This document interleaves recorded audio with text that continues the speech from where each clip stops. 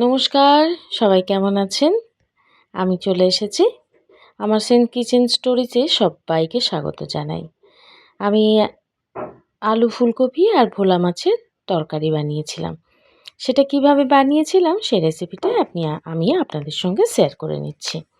প্রথমে আলু আর কপিটা কড়াইতে ভেজে নিচ্ছি। মাছটা আগেই ভেজে তুলে রেখেছিলাম। তারপরে হলুদ দিয়ে আবারও ভাজবো। আস্তে আস্তে ঢাকা দিয়ে ভাজবো। তারপর একটু কাশ্মীরি লঙ্কার গুঁড়ি দিলাম। তারপর আমি বেটে রেখেছিলাম এটা পেঁয়াজ, আদা, রসুন, লঙ্কা আর টমেটো, কাঁচা লঙ্কা। এবার এই মশলা দিয়ে আলু কপিটা আবার ভালো করে কষাবো। কষতে কষতে যতটা সেদ্ধ হয়ে যাবে অনেকটাই, ঢাকা দিয়ে কষাবো। আর হালকা হালকা করে অল্প করে একটু জলও দেব। তারপর জিরে গুঁড়ো,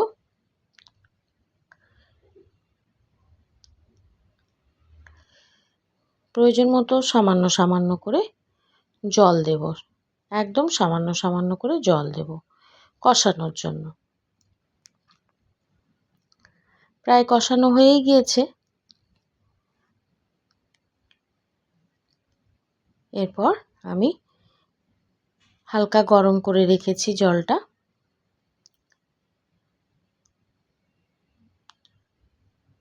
ঢাকা দিয়ে কষেছি বলে খুব সহজেই সেদ্ধ হয়ে গিয়েছে। এবারে জলটা হালকা গরম করে রেখেছিলাম, দিয়ে দিলাম। আলুগুলো প্রায় সেদ্ধ হয়ে গিয়েছে। খুন্তি দিয়ে একটু কেটে দেখে নেব।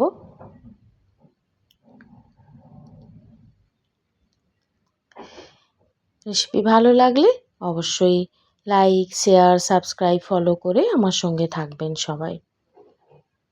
এবার আবারও একটু ঢাকা দিয়ে দেব। নুন দিয়ে দেব, পরিমাণ মতো নুন দিয়ে দিলাম। এতক্ষণ কিন্তু আমি নুনটা দিইনি, এবার দিলাম।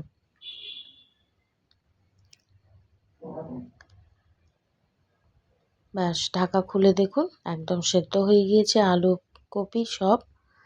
এবার আমি মাছগুলো যে ভেজে তুলে রেখেছিলাম ওগুলো দিয়ে দেব। দিয়ে একটু নাড়াচাড়া করে নেব, ভালোভাবে মিলিয়ে নেব মাছগুলো। মাছগুলোকেও তো একটু নরম হতে হবে, তাই না?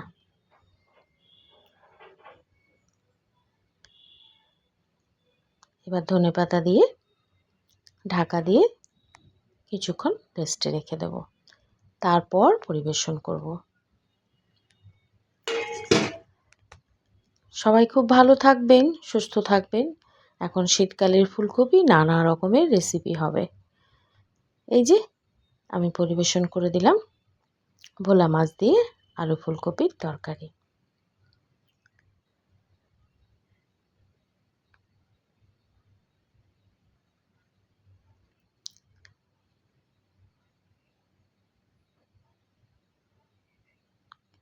সবাই ভালো থাকবেন, সুস্থ থাকবেন।